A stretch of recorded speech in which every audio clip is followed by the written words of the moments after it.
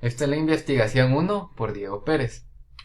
Los temas para exponer son 5. Primero tenemos las vistas ortogonales, el alfabeto de líneas, sistema de acotado, medición de formato y plano cartesiano. Estos 5 puntos son importantes, ya que sin estos nosotros nunca vamos a poder llegar a dibujar planos. Primero vamos a comenzar con las vistas ortogonales. Las vistas ortogonales explican un objeto en 3D a través de planos que están en 2D. Para esto uno trata de proyectar un objeto a través de las diferentes caras de un cubo. Como nosotros conocemos, un cubo tiene 6 caras. La cara de enfrente se le conoce como el alzado, la cara de arriba la cual se le conoce como planta, que es como que si nosotros tuviéramos una vista superior, una vista de pájaro. También tenemos el perfil derecho, o bien también se conoce como lateral derecho, el perfil izquierdo, o bien lateral izquierdo, la vista inferior y la vista posterior, que es una vista desde atrás. Aquí nosotros tenemos un ejemplo. Lo que nosotros tratamos de hacer es insertar este objeto dentro de un cubo. Dentro de esto nosotros tratamos de extraer las caras del objeto a través de un cubo en 2D, los cuales sería el alzado, el perfil y la planta. Generalmente siempre se sacan 3, ya que con 3 nosotros podemos tener una idea muy clara de lo que es el objeto. Lo que nosotros debemos de hacer de primero es delimitar cuál de las caras va a ser el alzado. Y el alzado tiene que ser la cara que demuestre de una mejor manera el objeto. Una vez nosotros tenemos esto, nosotros ya lo podemos representar en un plano de 2D. Como ustedes pueden notar, las medidas son las mismas, respectivamente hablando.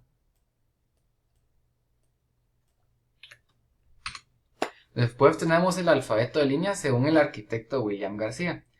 Existen diferentes tipos de líneas con diferentes usos. De primero tenemos el contorno principal que nos da el formato. Después tenemos el contorno general que nos indica aristas o caras en un primer plano. Tenemos la guía que delimita los tramos y señala la altura de rotulación. La proyección que se parece mucho al contorno general. Sin embargo, esta demuestra aristas o caras en un segundo plano. Después tenemos la ruptura larga que señala que sigue un objeto sin dibujarlo. Después tenemos la dimensión o cota. Esta es muy importante ya que nos da las medidas del objeto. También tenemos de sección o corte que nos indica precisamente eso, un corte dentro del objeto. Después tenemos la de centro o eje que nos indica el centro del objeto. Esta normalmente se utiliza cuando nosotros tenemos círculos. Y por último tenemos el perfil oculto punteado, la cual nos indica secciones abiertas u ocultas. Aquí tenemos un ejemplo también del libro del arquitecto William García, el cual nos demuestra diferentes tipos de líneas. Primero tenemos la línea de corte, que nos indica un corte dentro del objeto. La línea de centro-eje, que nos indica el centro de esta columna. También tenemos la línea de proyección, que como ya sabemos nos indica aristas o caras dentro de un segundo plano. La línea de ruptura, que nos indica que dentro de este espacio todavía sigue el objeto. Sin embargo, para que sea más simple, la dibujamos, para que así nosotros podamos tener en cuenta que sigue el objeto, pero no lo dibujamos. Después tenemos la línea de perfil oculto, las líneas de dimensión o cota que nos indican las dimensiones. Como pueden notar, estas se ubican en muchas partes dentro del objeto.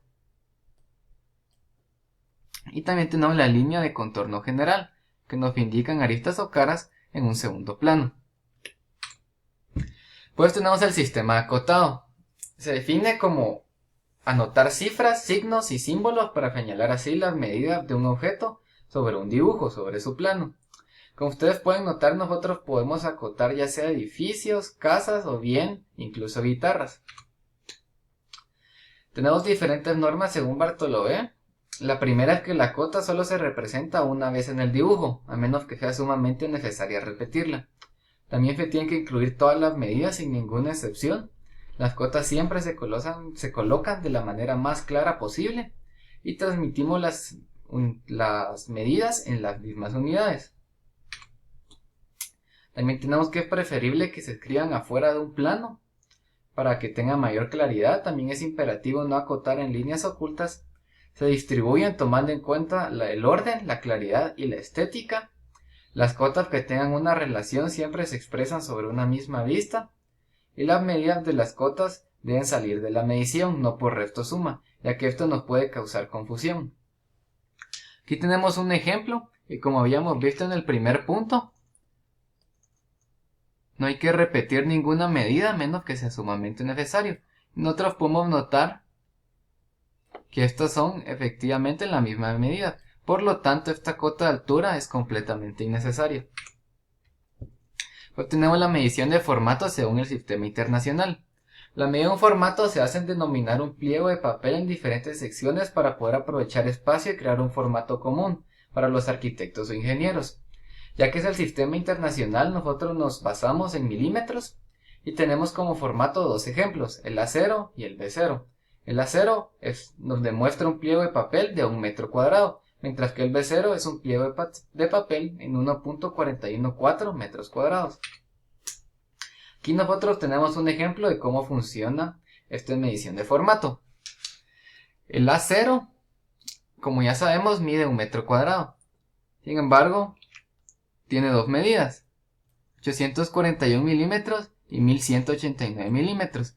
Para nosotros encontrar la dimensión del A1, lo que nosotros hacemos es dividir el lado que sea más largo. Y esto nos da 594. Entonces ahorita para encontrar su cantidad en milímetros cuadrados, nosotros simplemente multiplicamos 594 por la medida más pequeña que teníamos antes. Y esto continúa. Como podemos notar, esto también, como es la mitad, también sería 594. Ahora lo que nosotros dividimos es 841 para tener aproximadamente 420 milímetros. Y por último, tenemos el plano cartesiano. El plano cartesiano se forma cuando nosotros unimos dos ejes, el eje X y el eje Y. Este es un plano cartesiano sobre coordenadas en 2D. Al dividirlo, nosotros nos encontramos con 4 diferentes secciones. La primera sección, como ustedes pueden notar, tiene las coordenadas solo en valores positivos. Sin embargo, la segunda nos encontramos con valores negativos en X. En el tercer cuadrante nosotros encontramos que todas las coordenadas son efectivamente negativas. Y por último, en el cuarto cuadrante nosotros podemos localizar coordenadas negativas en Y, mientras que las coordenadas son positivas en X. Aquí está la lista de referencia usada en el video. Dentro de la investigación en el PDF están las 6 citas o las 6 referencias. Muchas gracias por su atención.